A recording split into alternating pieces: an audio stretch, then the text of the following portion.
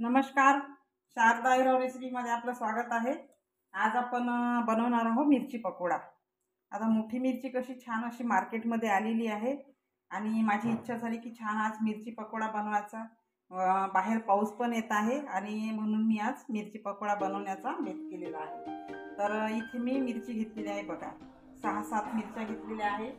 तर सगळ्यात आधी आपण काय करू, याला थोडं असं मधातून चीर मारून घ्या। थोडी चीर मारून घ्यायची अशी, कारण आपण कसं भरलेला मिरची पकोडा बनवणार आहोत आपण, त्याच्यासाठी आपण स्टफिंग पण तयार करणार आहोत। आणि तुम्हाला जर वाटलं तर तुम्ही याच्यामध्ये जे बी आहे ते काढू शकता, पण मी नाही काढत, कारण माझ्या घरी तिखट कसं सगळेजण खातात। तुमच्याकडे जर लहान मुलं असतील तर तुम्ही याच्यातलं जे बी आहे ते काढून टाका। सगळ्यात आधी मी मिरची धुवून छान स्वच्छ एका कापडाने पुसून घेतलेली आहे। आता याला सगळ्या मिरचीला मी असे चिरा मारून घेते। आता आपण थोडे धने घेतलेले आहे मी, हे बघा, हे थोडे धने आपण भाजून घेऊ आणि त्याच्यामध्ये टाकू आपण थोडी सोप। हे आपण थोडं भाजून घ्यायचं, थोडं भाजायचं, जास्त नाही, थोडं भाजून घेतलं। आता याला काढून घेऊ।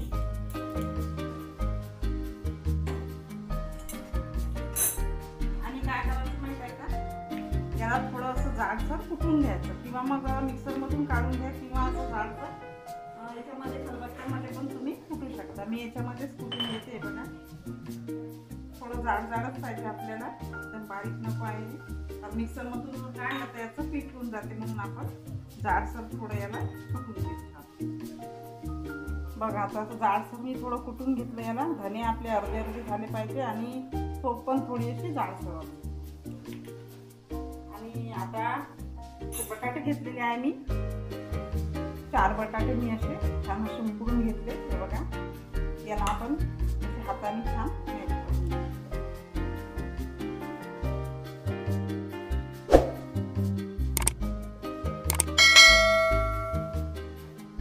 आता इथे टाकू आपण कढाईमध्ये थोडं तेल।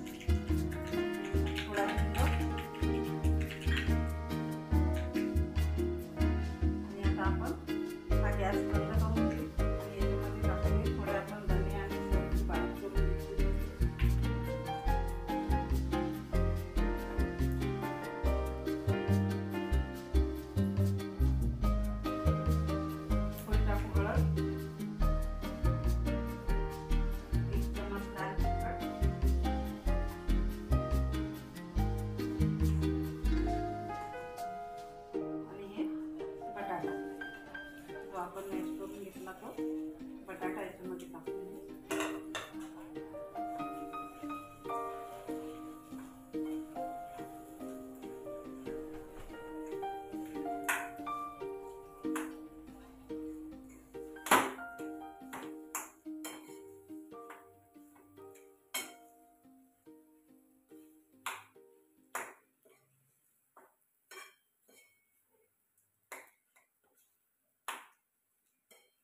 टाकू मीठ,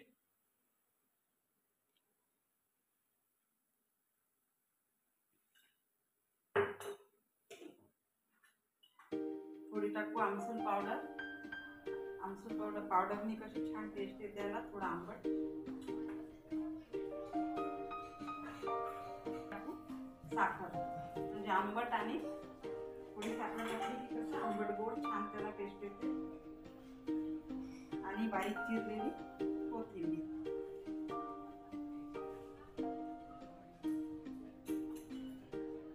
आणि आता आपण छान याला पूर्ण मिक्स करून घेऊ।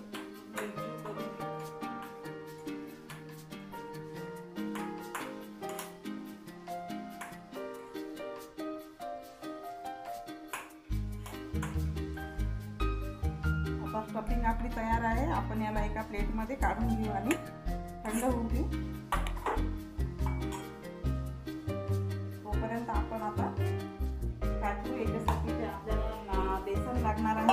आपण बेसन भिजवून घेऊ.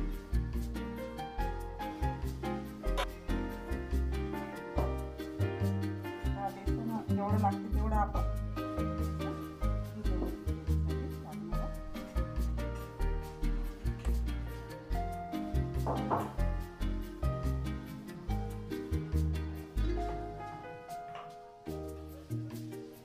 मी बेसन घेतलं आणि त्याच्यामध्ये टाकू आपण चवीपुरतं मीठ,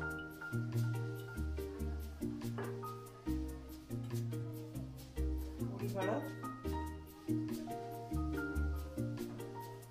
आणि थोडा टाकू ओवा. थोडा हाताने क्रश करून टाकू म्हणजे वास छान येतो.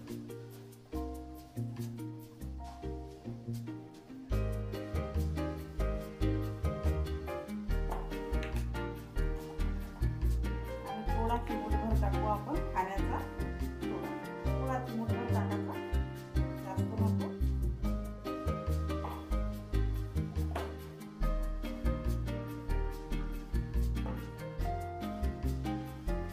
आणि याला आता भिजवून घेऊ. थोडं पाणी टाकू.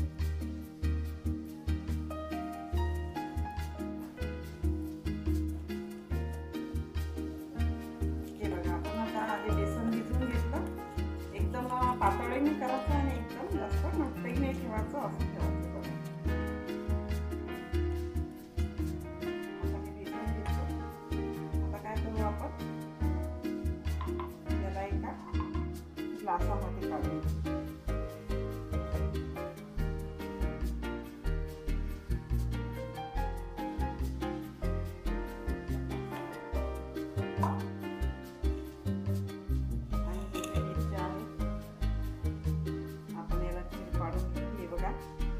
त्याच्यामध्ये आपण स्टफिंग आहे आपली ती छान भरून घेऊ.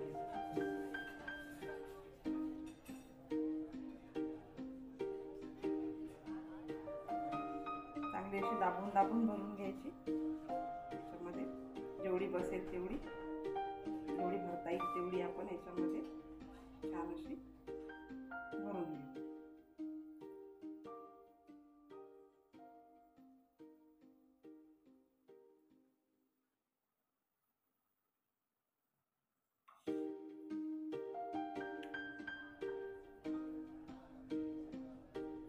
बघा आता सगळ्या मिरचीमध्ये छान अशी दाबून दाबून अशी ही स्टफिंग भरून घेतली बघा छान.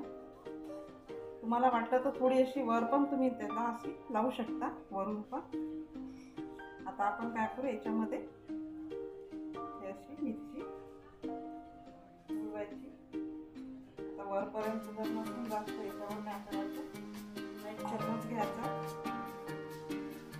आणि एका चम्मचने आपण अशी वरपर्यंत म्हणजे आपले काठापर्यंत पूर्ण याला लागेल. जे आपण बेसन भिजवलेलं आहे याच्यापर्यंत पूर्ण आला पाहिजे, म्हणून आपण थोडं चमच्याने टाकून घेऊ याच्यावर. आणि आपलं तेल टाकलेलं आहे.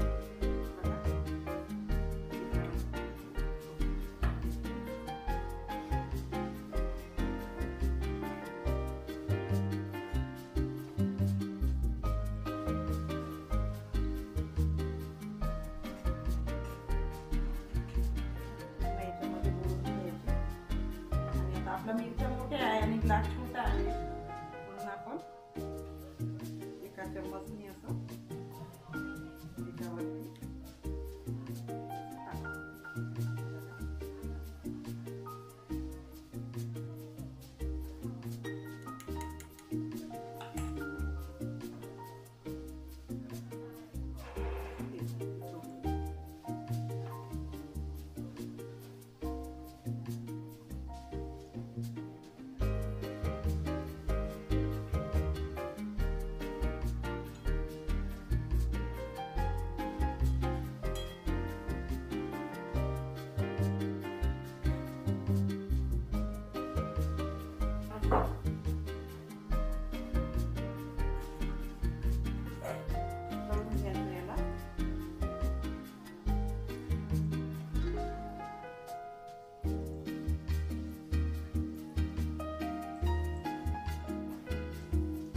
ठेवायची, म्हणजे कसं आपली आतमधली मिरची पण छान तळल्या गेली पाहिजे, नाही तर ते वरचं बेसन तळलं जाईल आणि मिरची आपली आतमध्ये कच्ची राहील. म्हणून आपण थोडं गॅस कमी ठेवायचा, म्हणजे छान आपली मिरची पण आतमधली तळल्या जाते.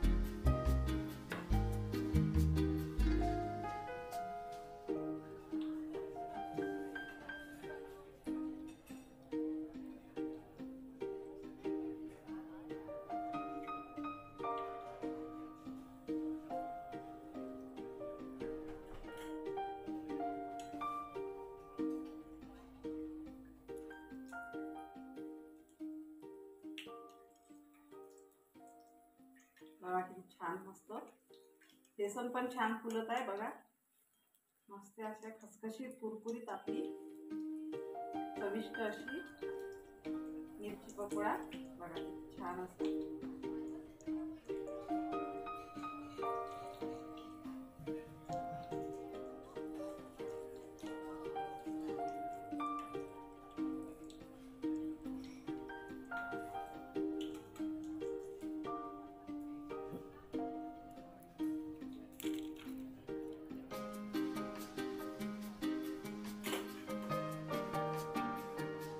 बघा गरमागरम आपले मिरची पकोडे तयार झाले छान.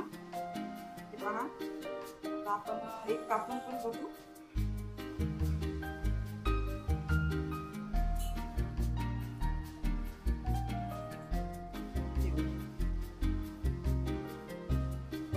असे आपले मिरची पकोडे गरम गरम तयार झाले, खूप टेस्टी लागतात. बघा असे स्टफिंग भरून जर केले तर खूपच छान लागतात. बघा छान अशी मस्त गरम मिरची पकोडे, आणि बाहेर पाऊस येऊन जाणार आणि छान असे मिरची पकोडे जर तयार केले तर खूप छान मजा येते. मस्त खायला खूप टेस्टी आणि सुंदर हे बघा खूप छान झालेले आहेत, खूप सुंदर. तर तुम्हाला जर व्हिडिओ आवडला तर लाईक शेअर करा, कमेंट करा, आणि नवीन असाल तर चॅनलला सबस्क्राईब करा. धन्यवाद.